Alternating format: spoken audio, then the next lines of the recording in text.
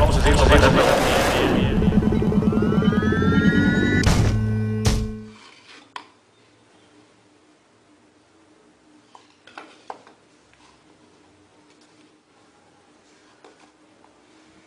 Hola, bienvenidos a la nueva temporada de La Pastela, que como ustedes saben es un proyecto, a mi juicio, muy importante de crítica de arte vernácula, crítica de arte argentina sobre arte argentino, una crítica a contrapelo, pero altamente informada. Y este año quiero empezar con, se anunció, el curador de la Bienal de Venecia anunció que va a incorporar a Adriana Minoliti entre las artistas de los pabellones centrales, digamos, de la exposición central, no del envío argentino, sino de la exposición central de la Bienal de Venecia. Y paralelamente, a principio de año, el Museo de Arte Moderno de Buenos Aires anunció que Minoliti y Max Gómez-Canle van a tener sus exposiciones individuales en el Museo de Arte Moderno. Creo que Max Gómez-Canle la está teniendo en este momento y Minoliti la va a tener más adelante durante el año. Y yo creo que lo que caracteriza tanto a Minoliti como a Gómez-Canle, esto es lo que tienen en común, digamos, es cierta estructuración de su obra a partir de un juego de opuestos que tiene que ver con lo moderno y lo tradicional, con lo abstracto y lo figurativo, con lo moderno y con lo posmoderno. Podría decirse a primera vista que la diferencia entre ambos tiene que ver con que mientras Gómez-Canle reafirma sus credenciales de artista esencial y virtuoso, en el caso de una más interesante, Adriana Minoliti, el planteo es vinculado con los modos en los que una obra que se inserta en el sistema del arte de élite, digamos, de las instituciones artísticas, museos, galerías y demás, puede articular un discurso en el 2019 en contra de las estructuras patriarcales, es decir, un discurso feminista. Creo que es una buena oportunidad para discutir estos temas y espero que disfruten esta pastela. Bienvenidos a la nueva temporada de La Pastela. Yo soy Rodrigo Gañete y mi blog lovearnotpeople.org. En el caso de Max Gómez-Canle, su obra es exhibicionista, de virtuosismo a través del cual combina referencias a la pintura tradicional, como por ejemplo algunos paisajes rocosos habituales en el arte flamenco del siglo XVI y XVII, como los de Joaquim Patinir o Paul Bril. Usando estos paisajes como fondo, Gómez-Canle inserta figuras y formas, muchas veces cónicas, reminiscentes de la obra del argentino Roberto Eisenberg, quien a su vez sigue muchas veces superficialmente la pintura metafísica de Giorgio de Chirico, con sus sombras alargadas en escenas carentes de figuras. Digo que Eisenberg y transitivamente Gómez-Canle siguen superficialmente a Giorgio de Chirico porque en ellos no existe intención clara de volver a la composición de perspectiva geométrica o a la iconografía clásica a los fines de usarla como una reacción política a la abstracción de las vanguardias para restaurar cierto orden pictórico que, según él entendía, había sido desvirtuado. Sin ir más lejos, la abstracción tiene un lugar prominente en la obra de Gómez-Canle, a modo de cielo y en alusiones directas a las abstracciones del argentino Raúl Loza, por ejemplo. Como dije anteriormente, estas citas son puestas a interactuar en el espacio pictórico sin otro objetivo que simbolizar el choque de un pasado lejano y un pasado reciente, así como de una cultura propia de la vanguardia en tanto expresión visual de la burguesía erudita de la primera mitad del siglo XX y lo que podríamos llamar la retaguardia kitsch que sobrevino al advenimiento de una clase media urbana, alfabetizada pero sin tiempo para cultivarse y por lo tanto demandante de objetos lindos. Esta idea de lo kitsch es articulada por Gómez-Canle con figuras reminiscentes a los juegos electrónicos desarrollados durante la década del 80, como Space Invaders o Pac-Man, así como algunas imágenes con citas más o menos literales del surrealismo de René Magritte. Otra de sus series muestran retratos que oscilan entre el manierismo florentino de Bronzino o Giacomo Pontormo. A pesar de la evidente erudición de sus referencias, su obra está atravesada por cierto tono comédico y hasta podría decirse infantil, que transforma a las citas no en estrategias, sino en comentarios del kitsch, en tiempos en los que el museo es parte del derrotero de esa misma clase media.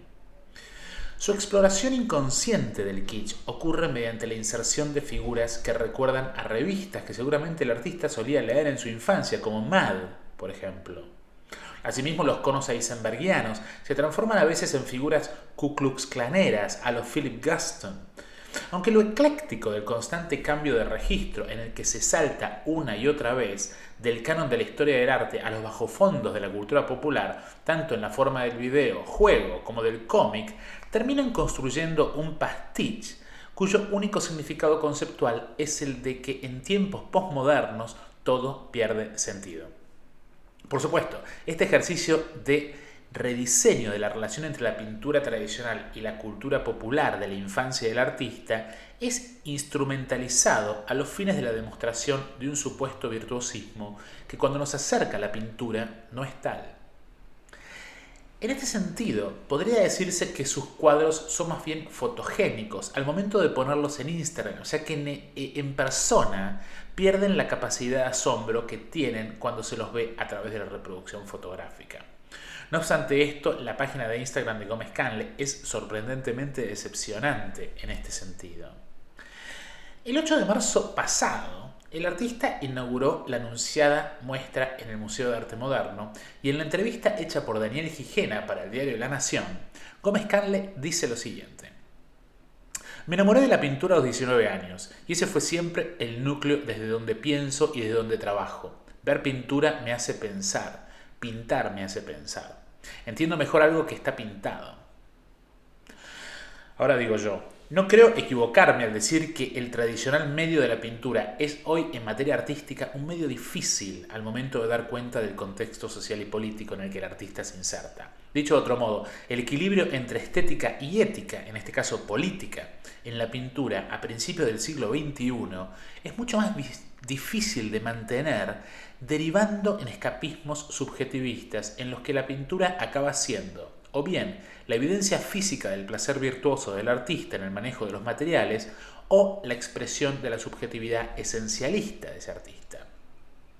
Digo esencialista porque la misma se presenta al espectador como de calidad superior. Es tal vez por esto que algunos pintores con vocación social o política tienen que complementar su obra pictórica con la performance de una suerte de militancia, saliendo a pintar en barrios y villas, como es el caso de Marcia Schwartz, por ejemplo, o justificando su obra a partir de su pasado en escuelas para discapacitados, como es el caso de Marcelo Pombo. Sin embargo, al hablar de la pintura, Gómez Canle habla en términos estrictamente estéticos, o más específicamente esencialistas. En la entrevista con Gijena dice: en ese punto que me enamora de la pintura, que es la búsqueda de la perfección o de algo sublime, de que algo esté vivo ahí, y a la vez en esa imposibilidad de ignorarlo, esa ternura bestial que siempre nos constituye en el fondo. Eso voy pensando a medida que voy soltando esas pinturas que parecieran no tener un hilo al principio y que después se van recombinando y formando una narración. A veces te lleva 10 años ir pensando de pintura en pintura hasta generar una serie. Fin de la cita. Pero esta fascinación solipsista por un medio tradicional como la pintura es, en el caso de Max Gómez Canle, una fascinación con el pasado, como un lugar cristalizado contra el que solo se puede reaccionar a través de la cita y el estilo. Por eso, cuando afirma que entiendo mejor lo que está pintado que algo que no está pintado, el artista no se refiere a lo racional o metafísico a partir de la reflexión filosófica, sino a lo afectivo, ya que para él la pintura es un refugio que le da calor. Pero si la pintura en su carácter de medio tradicional y su iconografía en su vuelta superficial al pasado le dan calor, ¿dónde está el frío? En lo social y en lo ético. Tal vez sea por esto que su retrospectiva lleva como título El Salón de los Caprichos, ya que estos son o bien el resultado de acciones sin consecuencia aparente o, como en la historia del arte, representaciones de ruinas romantizadas. El capricho no es un acto de renunciamiento a la realidad, sino de idealización de las huellas del pasado como instancias que conducen a la construcción de una identidad que solo tiene sentido en relación a ese pasado y no en relación al futuro. Lo que sorprende de la entrevista de Gijena sobre su muestra en el Museo de Arte Moderno es el modo fetichístico en el que constantemente vuelve al pasado. En la misma menciona que la exposición alberga 150 obras del periodo 1999 al 2019, es decir, sin cumplir 50 años el artista. Esta es una agotadora retrospectiva, prácticamente imposible de recorrer imagen por imagen, lo que la transforma en una instalación cuyo objetivo es avasallar al espectador con la musculatura de la repetición virtuosa del pasado. Tal vez sea esa la razón por la cual en una muestra pasada en San Pablo, Gómez Canle decidiera replicar su casa taller en Almagro con sus, cito, rincones y pinturas de pinturas mías del pasado asociadas a esos rincones. Si bien el artista afirma que toda su obra tiene una dimensión doméstica, esa domesticidad debe ser entendida como un autorretrato descorporizado de sí mismo.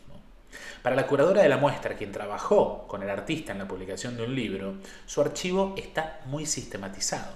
Por esto me atrevo a pensar que su verdadera obra, si bien no artística, es el archivo de su propio pasado, su domesticidad y su relación con lo que queda de eso. Desde este punto de vista, Max Gómez Canle es un coleccionista de sí mismo. Asimismo, en el texto de la sala, Barbero dice que la decisión de incluir una gran columna en la antesala del subsuelo del Museo de Arte Moderno de Buenos Aires y pintar caprichos directamente sobre las paredes son alusiones a pinturas del Renacimiento, el Romanticismo, el Barroco y el Surrealismo metafísico, como parte de una galería inagotable de imágenes que el artista recolecta a través de libros, catálogos e internet. Esa galería se convierte en la fuente de la que extrae paisajes, temas y técnicas para revisar, copiar y pintar, e incluso para hacer diferentes versiones de sus obras. Al hacer esto, Gómez Canle se copia a sí mismo, copiando lo que transforma en una puesta en abismo, una práctica que solo puede describirse como equivalente a la fetichización del pasado. En el centro de la muestra y a modo de eje, el artista pintó una pintura telón de 10 metros de ancho reminiscente en versión gigantográfica del paso de la laguna Estigia de Joaquín Patinir en el Museo del Prado, con cierta referencia a los paisajes desolados por la guerra de Cándido López. Sin embargo, lo que en el caso del flamenco muestra a Caronte llevando en su barco a un alma y decidiendo si dejarla del lado de la izquierda, el cielo, o la derecha, perdón, el paraíso, o la derecha, el infierno, en Gómez Canle es un paisaje que a la izquierda y ocupando 3/4 de la pintura es diurno y devastado, y a la derecha nocturno y a punto de serlo. Es como si la mirada del espectador funcionara como un huracán en el ojo de una tormenta que paradójicamente ya ocurrió y al mismo tiempo está por ocurrir. El peso de la pintura está en la calma espejada del agua que refleja exageradamente la luz de la luna. Este tipo de paisajes de punto de vista elevado, necesitado de canales y dragados, era habitual en la pintura holandesa del siglo XVII y tenían que ver con la fascinación de un terreno ganado al mar que fascinaba tanto visualmente como en tanto fuente de riqueza de los holandeses. En el contexto argentino, la lectura de esta obra es ciertamente diferente. La alusión al campo inundado podría remitir a la realidad del campo argentino exhausto por el excesivo cultivo de soja. Sin embargo, el modo edulcorado en el que representa la belleza de los elementos le quita todo componente crítico para devolverlo a la demostración caprichosa de su virtuosismo. Max Gómez Canle no deja de recordarnos que lo que verdaderamente importa es su talento, y así la lectura de la muestra se acerca a ese esencialismo artístico que aleja la obra de toda justificación y propósito.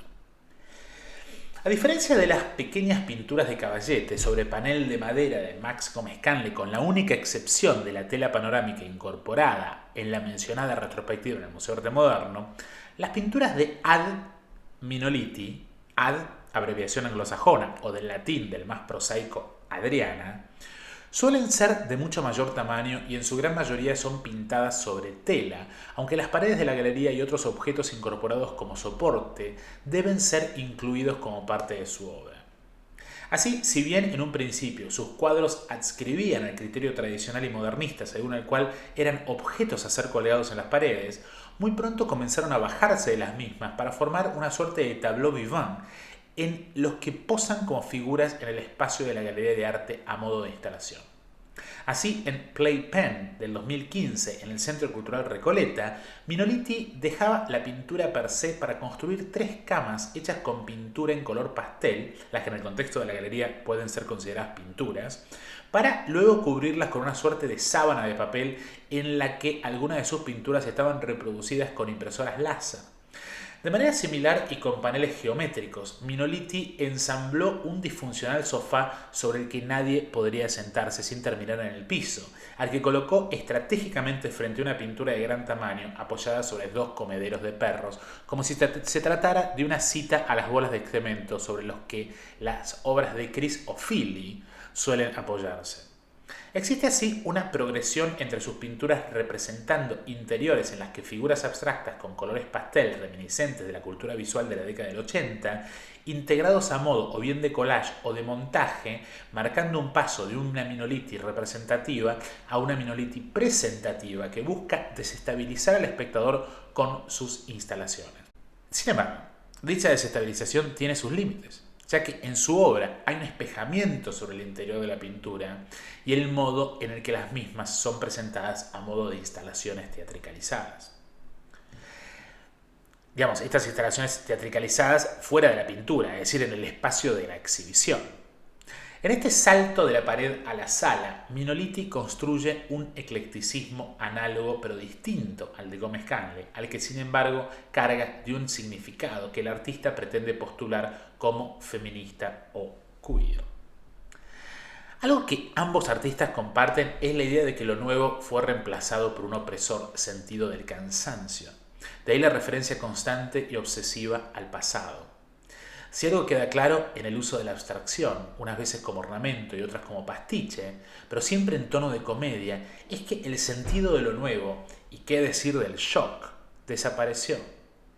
La consecuencia de esto es la deflación de las expectativas en una cultura que no parece poder articular el presente, ya que asume como dado que no hay presente a abarcar. En tal sentido, Minoliti con sus interiores setentosos y colores ochentosos, y más Gómez Canle con sus necrofílicas referencias a los grandes maestros y el kitsch, abrazan la idea de que el desarrollo lineal modernista dio lugar a una extraña simultaneidad en eterno presente sin posibilidad de futuro. El retro posmoderno de estos dos artistas define al anacronismo como su única condición de ser. Dicho de otro modo, ambos exploran la incomodidad de ver obras en las que es evidente que algo no está bien. Eso que no está bien tiene que ver con la nostalgia que para Fredric Jameson es la adscripción a las técnicas y fórmulas del pasado, lo que lógicamente va a contramano del ideal modernista de la innovación cultural. Pero este renunciamiento al futuro no es algo nuevo, sino el resultado de un proceso que lleva por lo menos 40 años en la Argentina. Desde la teatricalidad del dolor de Guillermo Cuitca y la nueva imagen de Glusberg, pasando por el silencio irónico pero cómplice con el neoliberalismo de Jorge Gummiermayer en el Centro Rojas, hasta los ejercicios de formalismo posmodernista de Gachi Jasper y Pablo Siquier. Ese proceso coincide con la desaparición de la crítica de arte en la Argentina y con el advenimiento del neoliberalismo thatcheriano y reaganiano de la mano de Carlos Menem. Durante ese proceso se instaló una cultura de lo retrospectivo y el pastiche, de la que Minoliti y Gómez Canle son grandes exponentes. Si comparamos a estos jóvenes, entre comillas por supuesto, con aquellos de fines de la década del 60, como Graciela Carnevale y Oscar Mazota, por dar solo 2 ejemplos, la pregunta que emerge es ¿por qué tanta nostalgia? Se me ocurren 3 respuestas. La primera tiene que ver con que en un contexto de destrucción de la solidaridad, ellos compensan con el recurso a lo familiar y ya establecido. Y en ese sentido se suman a todo un paradigma de la cultura argentina que pasa de la literatura a las artes visuales, para los que pienso en la obsesión, por ejemplo, narcisista de Alan Pauls con su propia infancia y juventud, en sus novelas El pasado o La historia del dinero, por ejemplo, que puede tener su contraparte artística en la obsesión fetichista de Diego Gravinese por las imágenes familiares de cuando era niño, o el infantilismo escolarista de artistas del grupo Rojas, como Marcelo Pombo y Sebastián Gordín, por dar solo dos ejemplos. Otra razón para el pastiche nostálgico de Gómez Canle y Minoliti es el contexto de precarización laboral y digitalización de la vida que impide concentrarse, por lo que sus pinturas, que de por sí y a través del marco tienen un foco natural, solo pueden reflejar pastiches eclécticos en el que todo es nada y nada es todo. Sin embargo, el punto que creo es fundamental para poder avanzar en un segundo nivel de análisis de esta obra es la cuestión libidinal, que en Max Gómez Canle es prácticamente inexistente, ya que queda preso de su propio pastiche, pero sin embargo, en Ad Minoliti deviene el tema casi excluyente. Esto puede verse en Metafísica Sexy de Ad Minoliti, la instalación que el artista realizara en el Solo Projects Focus Latin American de la Feria de Arco en Madrid, con curación de Miguel López, Kil Mazzucchelin y Emiliano Valdés. Allí, en el espacio de un stand comercial adaptado a la muestra, Minoliti colocó a modo de mural 4 cuadros de grandes proporciones. 3 de ellos a la misma altura, ofreciendo una imagen casi panorámica, ya que había continuidad solo entre parte del segundo y el tercero, mientras que el cuarto cuadro estaba apoyado en el piso y rompía la continuidad. El primero constaba de un interior con un mural de fondo representando un paisaje selvático con un punto de vista elevado, como si se tratara del espectador mirando hacia el piso. Frente a este paisaje hay un cuadro, visiblemente tridimensional, del que se pueden observar los bordes cuya perspectiva contradice el punto perspectival del cuadro más general. El cuadro en cuestión está dividido en 2 partes y son imágenes claramente influidas por Kazimir Malevich. En el mismo llaman la atención los colores pastel y fluo, propios de una cultura más cercana al artista, como es la de los 80s y los 90s, que el constructivismo ruso. En los otros paneles, los elementos abstractos y geométricos de ese cuadro dentro del cuadro se salen de sí para combinarse en forma antropomórfica y en uno de los casos compartir una cama. Todo esto aún dentro de los confines del cuadro. En Ninfes, del año anterior, este juego entre las formas abstractas y los cuerpos desnudos podían observarse en la intervención que el artista realizó para los Bellos Jueves del Museo Nacional de Bellas Artes bajo la curación de Santiago Villanueva. En ese caso, el artista photoshopeó esas formas geométricas como insertas en la pirámide de cuerpos desnudos que constituye la estructura de Diana y Calixto. Esto fue ploteado y colocado como si fuera una escultura minimalista de Carl Andre en el piso de la Sala de Barroco Español a metros de uno de los filósofos de Giuseppe de Rivera, del siglo XVII. En otro Photoshop, Minoliti devolvía esa pintura que anteriormente estaba en el piso en tanto reproducción láser a la pared e incorporaba una serie de elementos superpuestos sobre algunas de las esculturas de la sala del siglo XIX de ese mismo museo. Estas figuras intercaladas comienzan a variar entre lo bidimensional y lo tridimensional, entre lo corrugado y lo cuadriculado, y entre lo abstracto y lo fetichístico. Sin ir más lejos, un círculo toca un pecho, un rectángulo parece masturbar a la ninfa en su zona genital, y una peluca flota sobre una cabeza sin rostro. Abocada al Photoshop, Minoliti lleva a Buenos Aires Foto del 2014 con curación de Ana Martínez Quijano, con un montaje de floreal de Louis-Joseph Raphael Collin de la colección del Museo Nacional de Bellas Artes. En ella realiza varias alteraciones. En primer lugar, coloca figuras geométricas, 3 esferas y un triángulo, en diferentes partes de su cuerpo. Nuevamente, como si se estuviese masturbando, para lo que venda los ojos de la ninfa, insertando una posible lectura de la ninfa como Narciso, altera el original colocando una superficie espejada en la parte inferior como si de un charco se tratara. En su página web, el artista llama a estas figuras geoninfes como idilios cyborgs, dimensiones paralelas.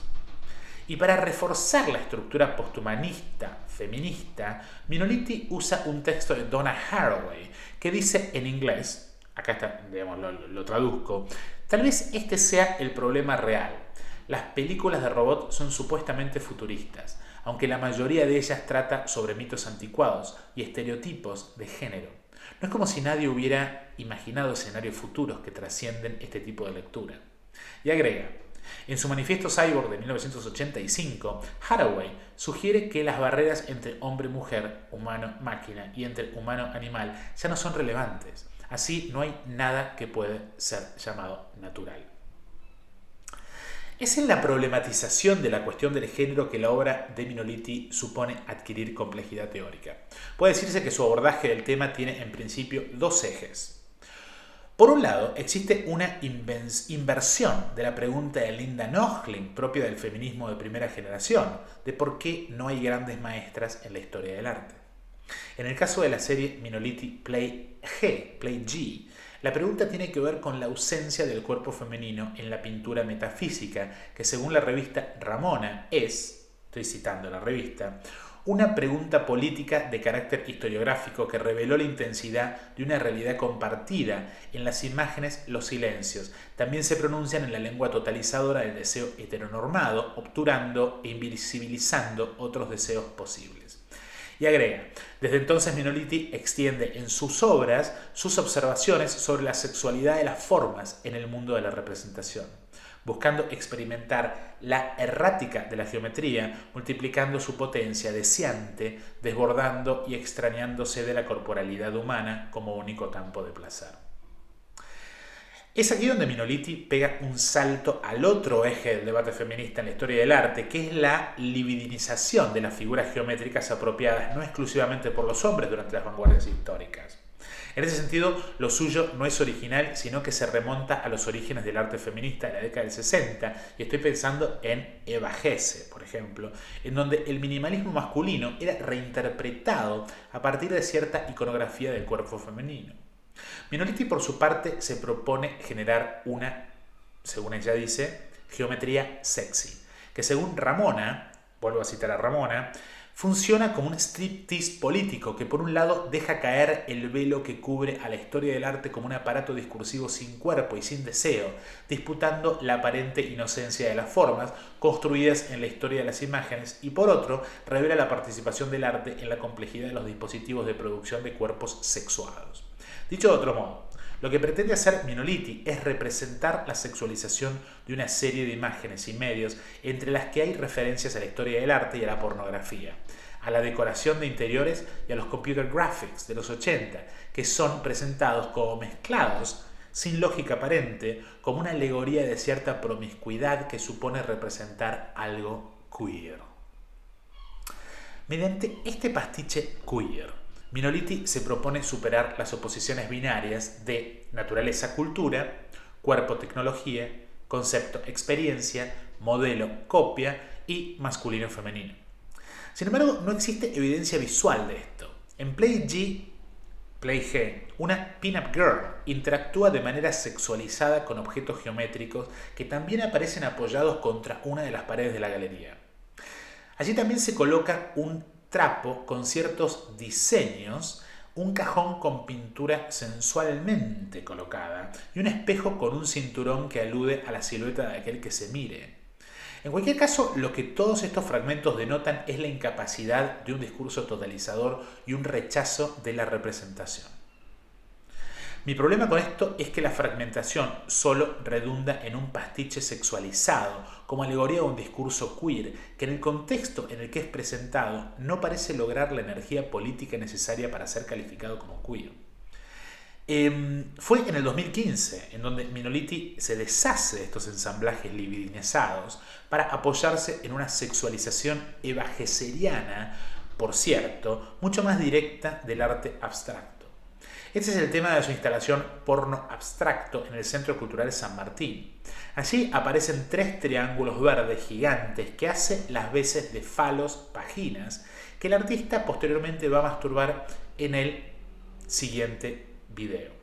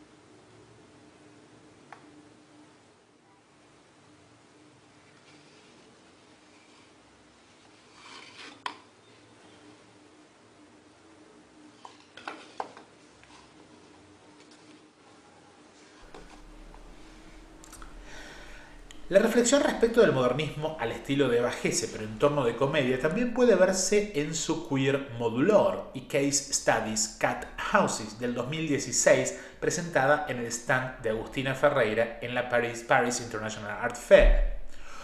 Por su parte, en la muestra colectiva en Project Native Informant de Londres, Minoliti presentó Puppy del 2017, en donde cuelga 2 impresiones digitales sobre un fondo de acrílico amarillo que hace las veces de marco. En ellas se representan variaciones de sus camas con esferas y triángulos encima.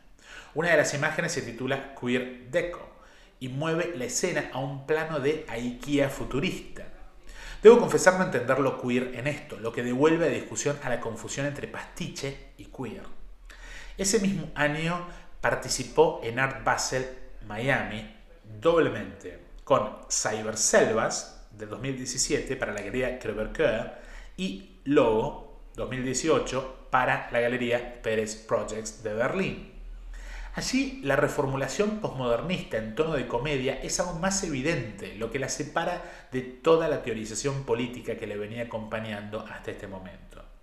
En enero y febrero del 2018, en una residencia en la Casa Huabi en Oaxaca, México, Minoliti da un paso más en dirección de su problematización de la relación entre el fondo y la forma, en tanto la relación entre el objeto artístico y la pared, transformando a la pared en pinturas murales abstractas en la que inserta emojis y formas de gatitos, perfiles, copas de martini y uvas. Algo similar presentó ese mismo año en Pérez Projects en Berlín para su Queer Deco del 2018. Asimismo, en su Play Tango del 2018, la artista realiza una performance frente a una de sus pinturas en las que baila tango con una pintura pequeña. En julio, en el Alcon Art Museum para la Cleveland Triennial, instala sus imágenes en fondos con sus típicos colores pastel en los que ciertos elementos propios de emojis y figuras de cómic japonés son transformadas en marcos que marcan a su vez a los cuadros. Esta transformación de las paredes en formas geométricas que contienen acciones políticamente relevantes puede apreciarse en su Feminist School of Painting, resultado de su participación en la residencia en Cadist, en donde la obra de arte es participativa, con murales con siluetas de animales y formas geométricas enmarcándolos. Este mismo concepto fue trasladado a su instalación y video documentación para Art Basel Cities, Buenos Aires, en Casa Victorio Campo. Allí la artista deviene decoradora de interiores a los fines de funcionalizar el arte para conjuntamente con los participantes crear un discurso que pueda llevar a una acción. La pregunta es ¿qué tipo de acción? La otra pregunta tiene que ver con la infantilización banalizante y en tanto tal comédica de toda la iniciativa. Uno puede ver en esta intervención sobre los espacios artísticos y de exhibición una actitud contradictoria. Por un lado, hay una intervención activa y comprometida dentro del sistema del arte, mientras que por el otro parece haber una crítica que se presenta en tono de comedia infantilizada. Es como si Minoliti jugara como los diferentes elementos constitutivos del sistema exhibitivo del arte: pintura, galería, muebles del stand en las ferias para subvertirlos de manera lúdica y aniñada, banalizando deliberadamente la presentación y transformando dicha banalización en una posición política respecto de la estructura patriarcal hegemónica. Sin embargo, la efectividad de estos 50 años de Eva Hesse es relativa y desde ya flirtea con el oportunismo de ocurrir en los años del Ni Una Menos. En Minoliti hay una intención con cambiar la realidad que la coloca más cerca de los ideales de la vanguardia y hacen a su obra mucho más productiva que, yo diría, la de Max Gómez Canle. Ya que en lo de Max Gómez Canle, cualquier referencia a estos ideales de juntar la vida con el arte de la vanguardia y hacer a la obra productiva directamente no existen. Todo es fetiche. Esto no es el caso de Minoliti. Sin embargo, en Minoliti hay un culto de la incertidumbre y una suerte de patología del escepticismo que evidencia una idea del tiempo como roto. En sus exhibiciones nada muestra de una existencia pura, cierta y positiva, casi como si su obra nos desechara. La obra de Minoliti actúa sin existir, como un espectro que no puede estar totalmente presente sino en sí mismo o en relación con lo que ya no es. Lo suyo es melancólico en tanto obsesionado con el modo en el que la tecnología materializa la memoria de sus colores pastel, pasados futuristas, y en tanto tal renuncia al futuro. Pero esta melancolía, en el caso de Minoliti, tiene la potencia de rechazar, darse por vencida en el deseo de un futuro. En ella, la melancolía adquiere una dimensión política. Para Freud, tanto el luto como la melancolía tienen que ver con la pérdida. Pero mientras hacer el luto es el doloroso proceso de retirar nuestra libido del objeto amado, la melancolía es el proceso en el que la libido permanece adherida a lo que ha desaparecido. Para que el luto ocurra, los muertos deben ser despedidos. Así, esta estética del acecho es el fracaso del luto y tiene que ver con rehusarse a perder el fantasma. Y esto está directamente vinculado al modernismo pop, que por ejemplo dio en la música a las clases bajas un lugar en la producción cultural que hoy en el 2019 es inimaginable. Y si bien en los últimos 40 años hubo un creciente cuidado por los derechos de las minorías raciales, sexuales y de género, el mercado logró escindir estas reivindicaciones de la cuestión de clase. Es este desmantelamiento de la potencia de la identidad que construye mi mayor crítica a Minoliti, en tanto banalización de esa misma construcción de la identidad a espaldas de la realidad social. Es como que si todo lo productivo que lo tiene de Minoliti se vaciara al momento en el que deliberadamente ignora la cuestión de clase. Espero que hayan disfrutado esta pastela y nos vemos en la próxima. Chao.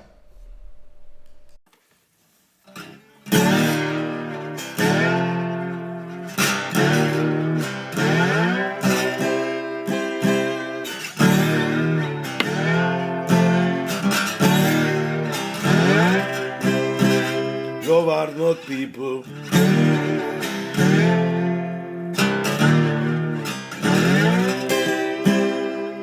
Tiembla el status quo de la sociedad paqueta.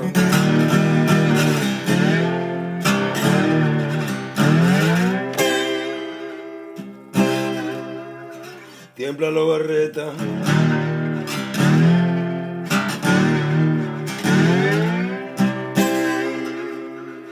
Porque el juicio de Lobart es un juicio muy duro.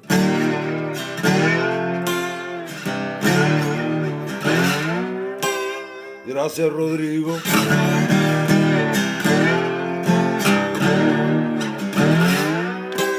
Por este lugar.